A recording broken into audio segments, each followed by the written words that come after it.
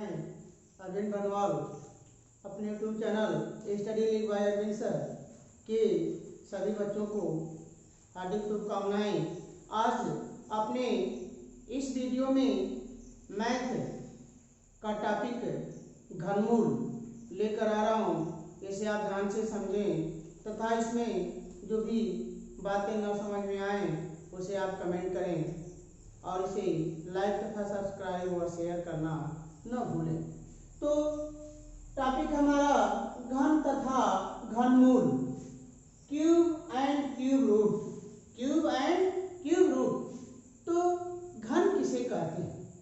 सबसे पहले हम परिभाषा जानते हैं कि घन किसे कहते हैं। तो किसी संख्या का यदि उसी संख्या में 3 बार गुणा करें तो प्राप्त गुणनफल, प्राप्त मान उस संख्या का घन कहलाता है।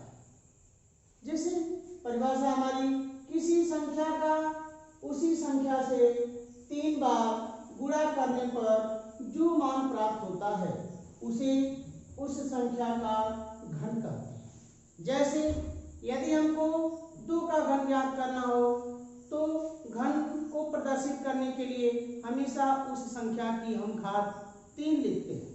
तो 2 का घन अर्थात 2 की घात 3 बराबर, तो 2 गुणे 2 गुणे 2, तो 2 गुना के 4 और 4 गुना के 8, अर्थात 2 का घन हमारा होगा 8। इस प्रकार जैसे यदि 3 का घन ज्ञात करना हो तो 3 का घन बराबर 3 गुणे 3 गुणे 3, अर्थात 3 तिया 9 तिया 27। 4 का घन अगर निकालना हो तो 4 गुणे 4 गुणे 4, यानी 4 चौके 16 चौके 64। 5 का यदि घन निकालना हो तो 5 गुणे 5 गुणे 5, अर्थात 5 पचे 25 पचे 125। इसी प्रकार यदि हम 6 का घन ज्ञात करते हैं तो 6 का घन 6 गुणे 6 बराबर 216। अगर हम 7 का घन ज्ञात करते हैं तो 7 गुणे 7, यानी यह मान हो जाएगा हमारा 7 सत्ते 49 और 49 सत्ते 343। इसी प्रकार यदि हम 8 का घन ज्ञात करते हैं तो 8 का घन बराबर 8 गुणे 8, अर्थात यह मान हो जाएगा हमारा 8 अठाई 64 और 64 बटे 512। यदि हम 9 का घन ज्ञात करें तो 9 गुणे 9, तो 9 9 81 और 81 में पुनः जब 9 का हम गुणा कर देते हैं तो 729।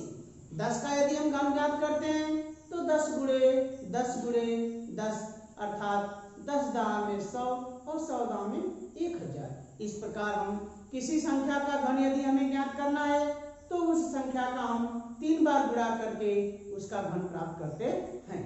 अब हम अगली परिभाषा पढ़ते हैं घनमूल के बारे में।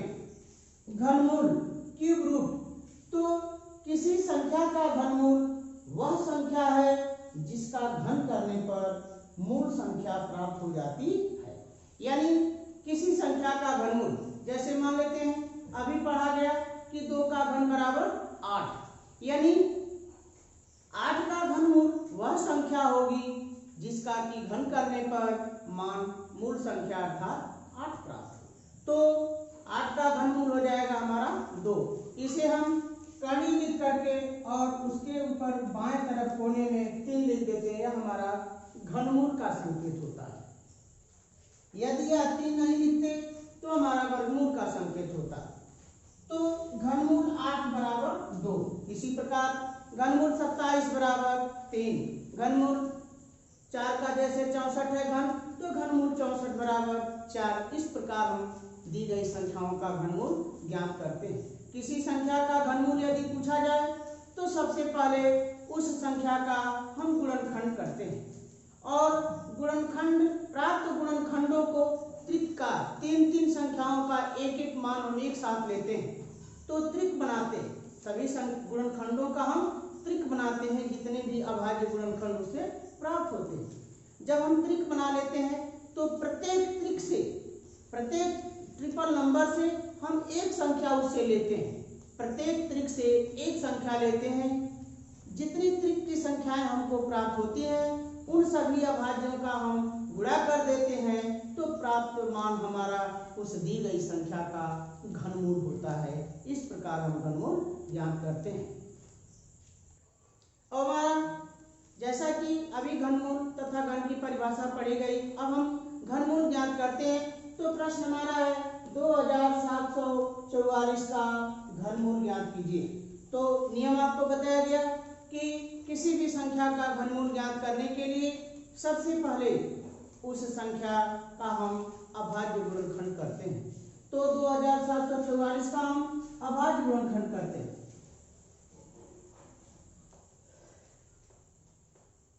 तो चूंकि इसके इकाई के स्थान पर 4 है अर्थात यह सम संख्या है तो 2 से विभाजित होगी। तो हम यहाँ 2 लिख देते हैं। 2 1 कम 2, 2 3 6, 1 बच गया। उसके आगे 4 उतर गया 14, तो 2 7 14 और फिर 2 दूना के 4। पुनः हम 2 से कटाते हैं तो 2 6 12, 1 बच गया। उसके आगे 7 उतार दिए 17, तो 2 8 16, 1 बच गया। फिर 2 उतार दिए 12, तो 2 6 12। पुनः हम 2 से कटाते हैं तो 2 3 6, 2 4 8, 2 3 6। अब हम 343, तो 343 को हम 7 से कटाते हैं तो 7 4 28 बच जाएगा 6, आगे 3 उतर गया हो जाएगा 63। तो 7 का पहाड़ा हम पढ़ेंगे 9 बार, तो 7 9 63। अब 49 को फिर हम 7 से कटाते हैं तो 7 7 49। अब इस 7 को फिर 7 से कटाएंगे तो 7 1 7। तो दी गई संख्या का हम गुणनखंड तब तक करते हैं जब तक कि लास्ट हमारा पद 1 9 प्राप्त हो जाए। अब उसके बाद प्राप्त अभाज्य गुणनखंडों का हम त्रिक समूह बनाते हैं। तो 2 × 2 × 2 एक यह त्रिक समूह हो गया। 7 × 7 × 7 हमारा दूसरा त्रिक समूह हो गया। नियम है कि किसी भी संख्या का घनमूल ज्ञात करने के लिए उस संख्या के गुणनखंडों का जो त्रिक समूह है उन सभी त्रिकों से हम एक एक संख्या लेकर उनका गुणा करके घनमूल प्राप्त करते हैं। तो घनमूल बराबर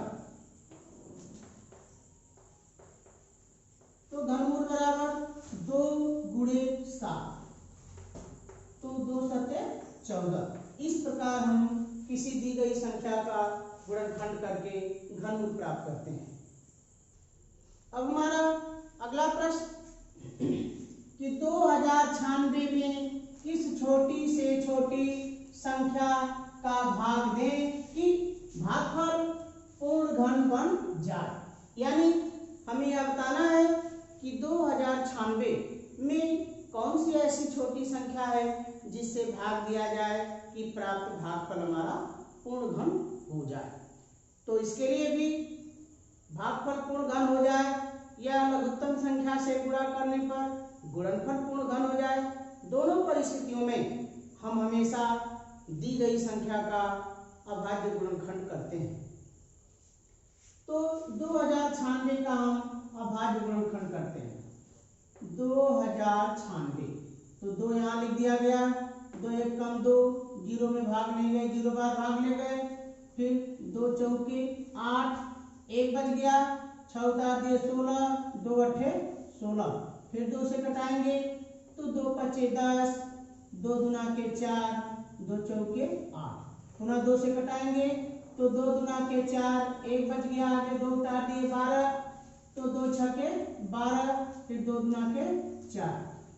फिर उसके बाद 2 से भाग ले जा रहे हैं तो 2 1 कम 2, 2 3 6, 2 1 कम 2। अब 131, तो 131 किसी संख्या से विभाजित नहीं हो सकती, अभाज्य संख्या है। तो 131 131 से विभाजित हो सकती है। यह हो गया एक बार भाग में। तो अब हम संख्याओं का त्रिक लगाते हैं। संख्याओं का त्रिक लगाते हैं।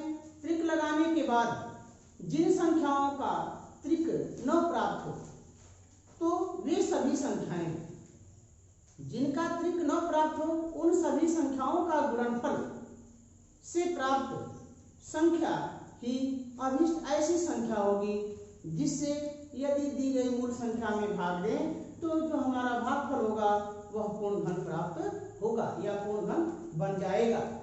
तो ये 2 गुणे 2 गुणे 2 एक हमारा अतिरिक्त बन गया। अब यह 2 भी अकेले है और 131 भी अकेले है, अर्थात यदि 2 और 131 नहीं होते तो 2 गुणे 2 गुणे 2 अर्थात यह एक हमारा अतिरिक्त प्राप्त होता है, अर्थात हमारी अभिष्ट संख्या हो जाएगी 2 गुणे 131, अर्थात अभिष्ट संख्या बराबर 2 गुणे 131। तो 2 एकम 2, 2 3 6, 2 एकम 2, अर्थात हमारी अभिष्ट संख्या हो जाएगी 262।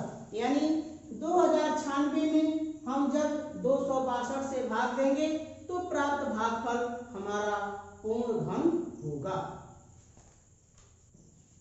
अब हमारा अगला प्रश्न 5 सही 23/64, 5 सही 23/64 का घनमूल ज्ञात कीजिए।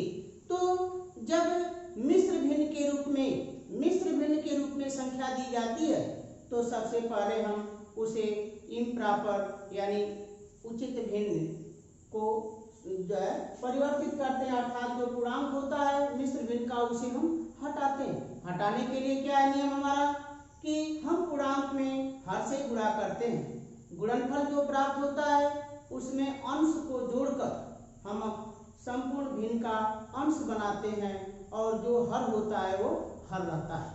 तो 5 सही 23/64, तो 5 का हम 64 में गुणा करेंगे तो 64 पचे 320, तो 64 पचे 320 और उसमें 23 जोड़ देंगे तो मान हमारा हो जाएगा 343 और बटा 64, अर्थात 343/64 यह हमारा 5 सही 23/64 का परिवर्तित भिन्नात्मक रूप है।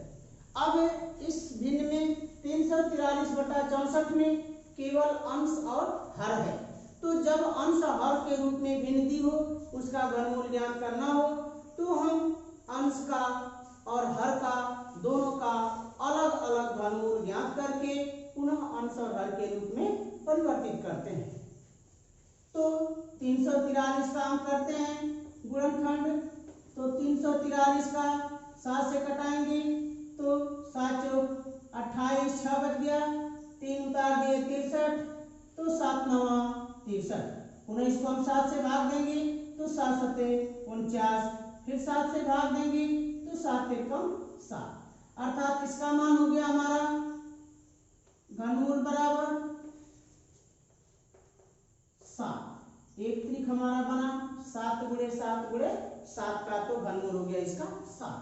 अब हम फिर 64 का लेते हैं तो 64 को कटाएंगे हम 2 से, तो 2 3 6, 2 दूना के 4, फिर 2 से कटाएंगे 2 एकम 2, 2 छके 12, फिर 2 से कटाएंगे तो 2 अट्ठे 16, पुनः 2 से कटाते हैं तो 2 चौके 8, फिर 2 से कटाएंगे तो 2 दूना के 4, फिर अभी 2 बचा, फिर 2 से कटाएंगे तो 2 एकम 2।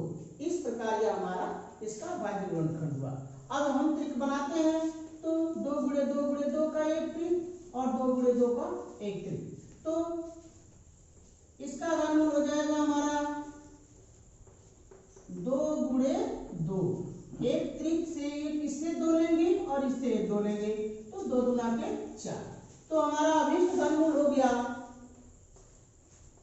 अंश को अंश में लिखकर और हर को हर के रूप में लिखते हैं, तो अभिष्ट घनमूल बराबर यह मान हो गया हमारा अंश का घनमूल 7 प्राप्त हुआ और हर का घनमूल हमारा 4 प्राप्त हुआ, तो घनमूल हमारा हो गया 7/4। चूंकि भिन्न का अंश हर से अधिक है तो इसे हम मिश्र भिन्न में बदलते हैं, तो अब हम जो है 7 में 4 से भाग देंगे तो 4 एकम 4, अब 7 में से जब 4 घटाएंगे तो 3 शेष बचेगा, तो जब हम मिश्र भिन्न में बदलते हैं तो जितनी पूर्णांक भाग जाती है वह हमारा पूर्णांक बनता है, जो शेष बच जाता है वह उस भिन्न का अंश होता है और जिससे भाग देते हैं वह उस भिन्न का हर होता है।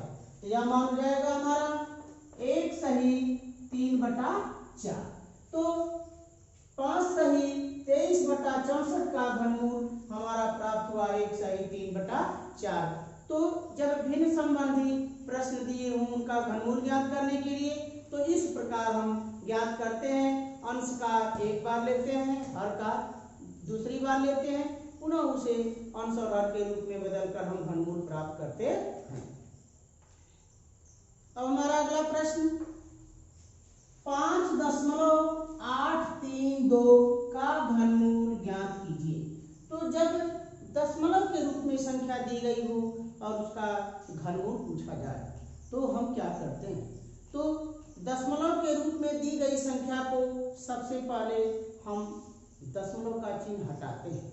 तो दशमलव का चिन्ह हटाने के लिए उस दी गई संख्या में जितने अंक पर दशमलव लगा होता है उस संख्या से दशमलव हटाकर उस संख्या का पूर्णांक मान बटा 1 की आगे दाहिनी तरफ हम जितने दशमलव के अंक होते हैं उतना जीरो बढ़ाकर हम उस दशमलव संख्या को भिन्न संख्या के रूप में बदलते हैं।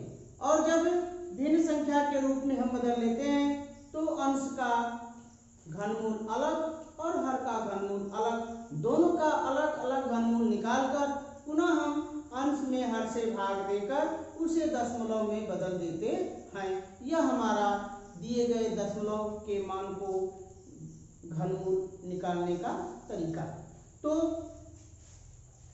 5.832 तो इसको हम इस रूप में लिख सकते हैं कि 5832 बटा, चूंकि दशमलव का चिन्ह 1 2 3 तो 1 के आगे 3 जीरो, तो 5832 बटा 1000। अब अंश में मान हमारा हो गया 5832 और हर में मान हमारा है 1000। हम दोनों का अलग अलग घनमूल निकालते हैं। तो 5832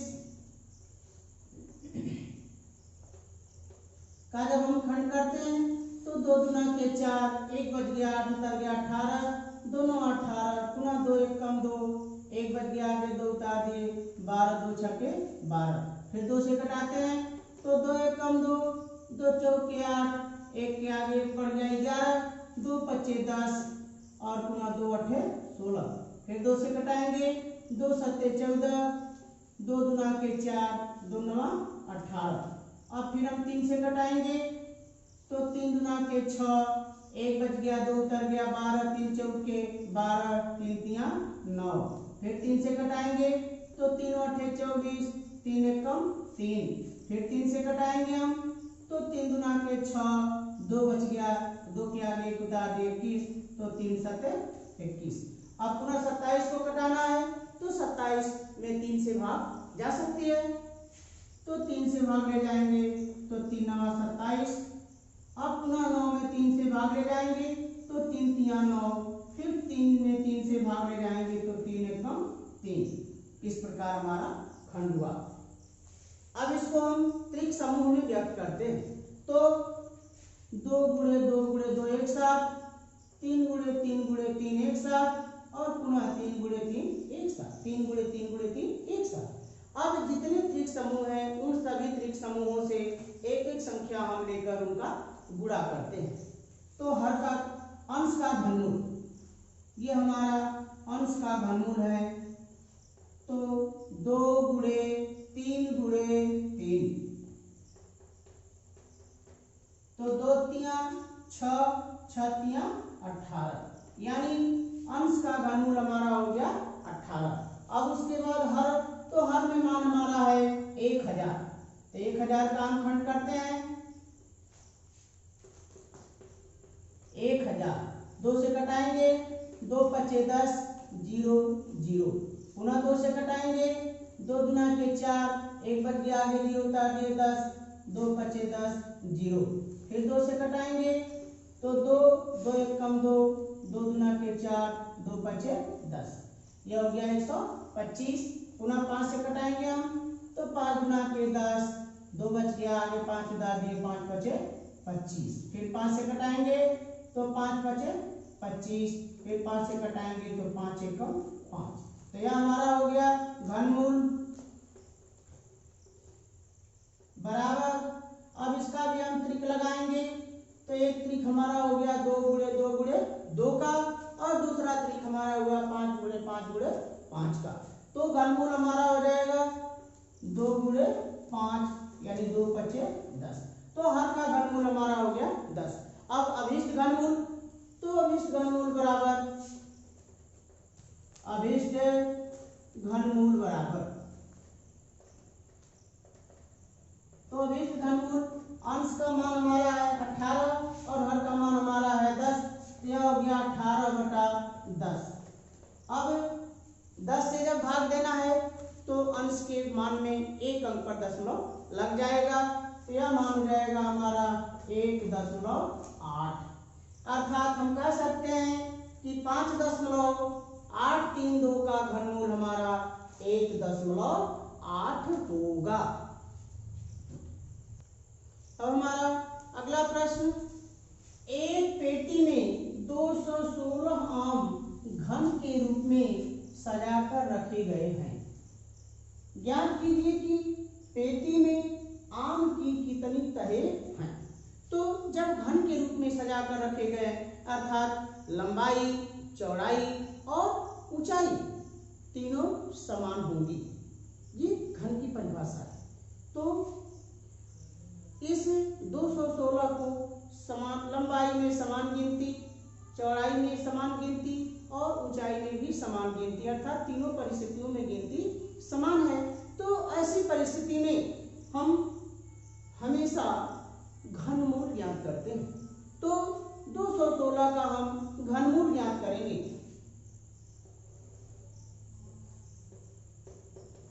तो जाएगा 2 से कटाएंगे तो 2 1 कम 2 0। अब 1 में 2 से भाग नहीं जाएगी, 0 बार भाग ले जाएंगे, 1 बच गया, 6 उतार दिए 16, तो 2 8 16।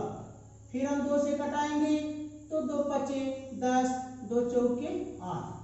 अब 4 है इकाई के स्थान पे, तो फिर 2 से कटाएंगे तो 2 दूना के 4, 1 बच गया, आगे 4 उतार दिए तो 14, अर्थात 2 7 14। फिर हम 3 से कटाएंगे तो 3 9 27, फिर 3 से कटाएंगे तो 3 3 9, और जब कुल 3 से कटाएंगे तो 3 1 3। अब घनमूल निकालने के लिए हमारा नियम है कि हमेशा हम प्राप्त अभाज्य गुणनखंडों को त्रिक समूह के रूप में व्यक्त करते हैं। तो त्रिक समूह का जब हम बनाते हैं रूप, तो 2 गुणे 2 गुणे 2 यह एक त्रिक हो गया, 3 गुणे 3 गुणे 3 यह हमारा एक त्रिक हो गया। अतः घनमूल हमारा हो गया घनमूल बराबर 2 गुणे 3 अर्थात 2 3 6। अतः हम कह सकते हैं कि पेटी में आम के तहों की संख्या बराबर 6। अतः पेटी में आम के तहों की अभिष्ट संख्या बराबर 6।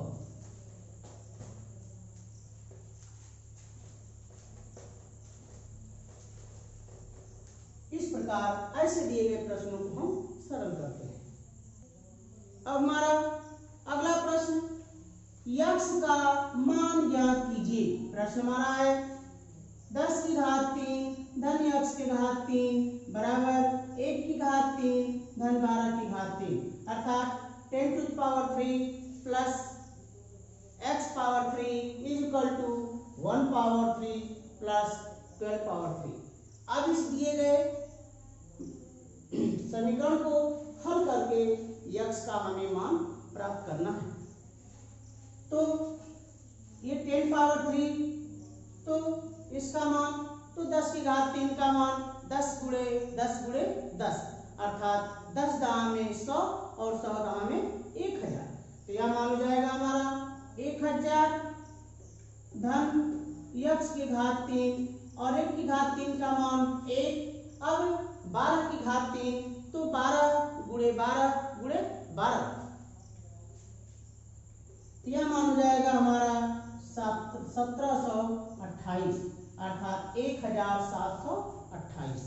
अब हम यक्ष क्यूब बराबर तो यह 1000 इधर प्लस के रूप में है, इधर जब हम 75 करेंगे तो माइनस के रूप में हो जाएगा। और यह दोनों हमारा दाहिने पक्ष में प्लस के रूप में है, तो इसको हम जोड़ देते हैं। तो जब 1728 में हम 1 जोड़ते हैं तो मान हमारा प्राप्त होता है 1729। तो यह हो गया मान हमारा 1729 और फिर माइनस 1000।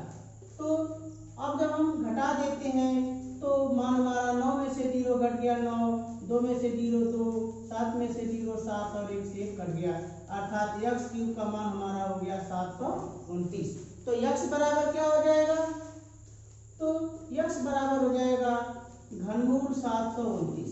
तो अब हम 729 का घनमूल ज्ञात करते हैं, अर्थात 729 का जब हम खंड करते हैं तो हमारा खंड हो जाएगा 3 तिया 9, 9 तिया 27, 27 तिया 81, 81 तिया 243 और 243 तिया 729। इस प्रकार इसका हम गुणनखंड करते हैं। अब हम प्राप्त अभाज्य गुणनखंडों का त्रिक समूह बनाते हैं। तो त्रिक समूह हमारा 3 गुणे 3 गुणे 3 का एक समूह हो गया और पुनः दूसरा समूह हमारा 3 गुणे 3 गुणे 3 का दूसरा समूह हो गया। अब हम त्रिक समूहों से एक एक संख्या लेते हैं। तो इससे हमारा एक 3 मिल गया और इससे हमारा दूसरा 3 मिल गया, तो घनमूल हो जाएगा हमारा 3 गुणे 3, अर्थात 3 तिया 9 और यह हो गया हमारा x का मान। तो x बराबर हमारा मान प्राप्त होता है 9। इस प्रकार इसे हम सरल करते हैं। अब अगला प्रश्न हमारा, उस ठोस धात्विक घन की कोर क्या होगी जिसे पिघलाकर 3 सेंटीमीटर, 4 सेंटीमीटर और 5 सेंटीमीटर कोर के 3 ठोस घन बनाए जा सकते हैं। अर्थात हमें उस धात्विक घन की कोर बतानी है, उसकी लंबाई चौड़ाई ऊंचाई में से एक मान हमें बताना है, जिसको कि पिघला करके, यानी उसको पिघला कर जो है 3 जो है भिन्न भिन्न माप के हमें घन बनाने हैं। उन प्राप्त घनों की माप है 3 सेंटीमीटर, 4 सेंटीमीटर और 5 सेंटीमीटर। तो मान लेते हैं हम कि माना जो हमारा मूल धात्विक ठोस घन है उसकी माप हमारी 1 सेंटीमीटर, अर्थात घन की कोर बराबर 1 सेंटीमीटर। तो मान लेंगे कि माना धात्विक घन की कोर बराबर 1 सेंटीमीटर। तो प्रश्न के अनुसार अब इसका आयतन इन तीनों के आयतनों के योग के बराबर होगा। अतः बड़े घन का आयतन बराबर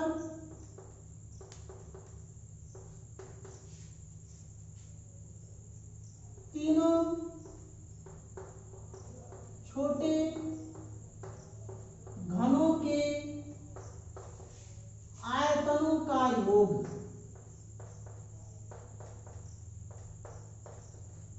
आयतनों का योग। तो बड़े घन की भुजा हमारी x मान ली गई, तो x की घात 3। पहला घन जिसकी कोर है 3 सेंटीमीटर, तो पहले घन का आयतन हो जाएगा 3 की घात 3। दूसरे घन की भुजा है 4 सेंटीमीटर, तो उसका आयतन हो जाएगा 4 की घात 3। तीसरे घन की भुजा है 5 सेंटीमीटर, तो तीसरे घन का आयतन 5 की घात 3। तो अब 3 की घात 3 का मान, तो 3 तिया 9, 9 तिया 27, अर्थात 3 की घात 3 का मान हो गया 27। इसी प्रकार 4 की घात 3 का मान जब हम ज्ञात करते हैं तो 4 की घात 3 बराबर 4 चौके 16 चौके 64। फिर हम 5 की घात 3 का मान ज्ञात करते हैं तो यह मान हो जाएगा हमारा 125।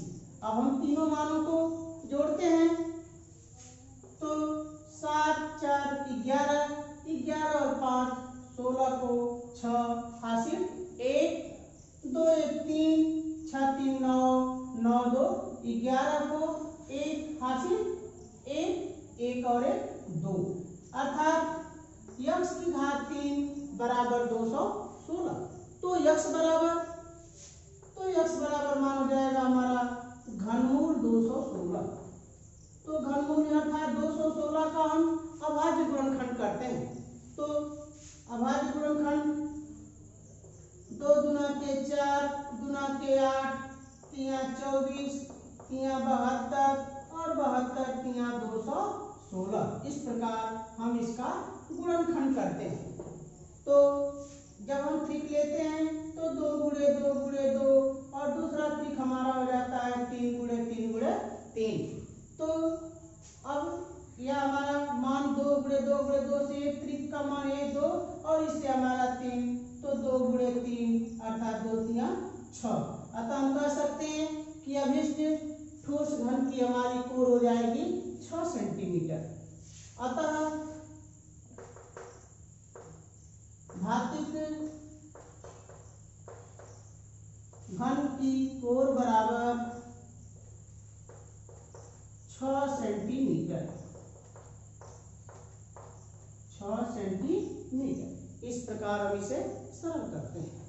हमारा अगला प्रश्न, यदि 2 की घात n माइनस 2 की घात n माइनस 1 बराबर 4, तो n की घात n का मान कितना होगा?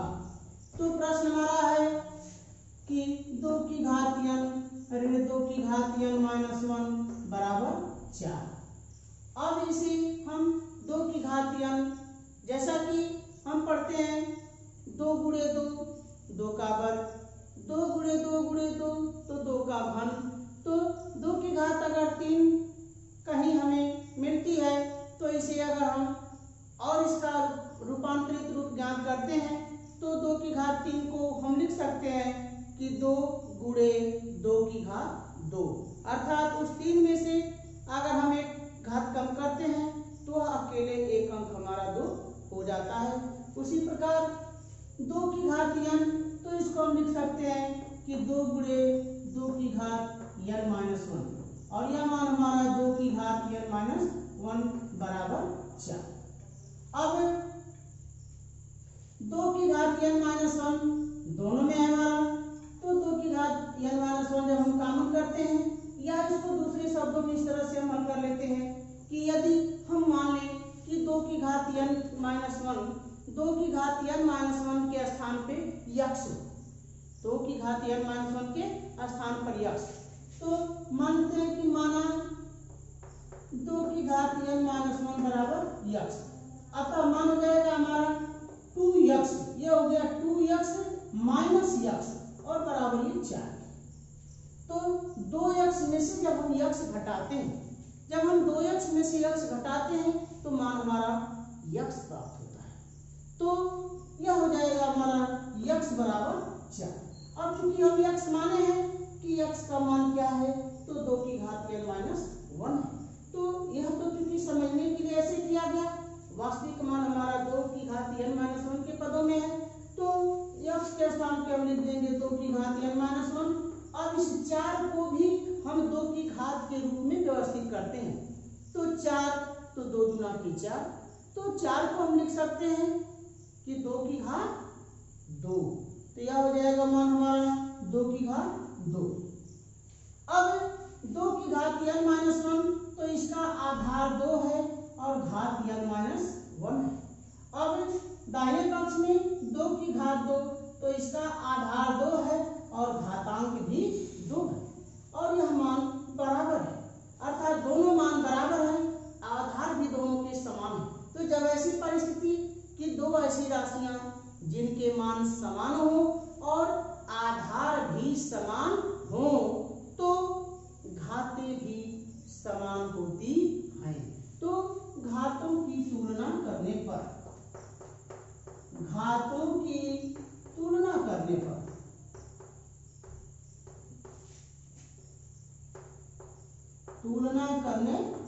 तो जब हम घातों की तुलना करते हैं तो बाएं पक्ष में घात हमारा है n माइनस 1 और दाहिने पक्ष में 2, तो n माइनस 1 बराबर 2, तो n बराबर, अब एक या माइनस इधर जाएगा तो प्लस प्लस हो जाएगा 2 धन 1, तो n बराबर मान हो जाएगा हमारा 3। अब n का मान हमारा 3 प्राप्त हो गया। अब हमें कह रहा है कि तो n की घात n का मान कितना होगा, तो n की घात n, तो n की घात n बराबर n का मान 3 है, तो 3 की घात 3 अर्थात 3 तिया 9 तिया 27। तो इस प्रकार इसे हम सरल करते हैं।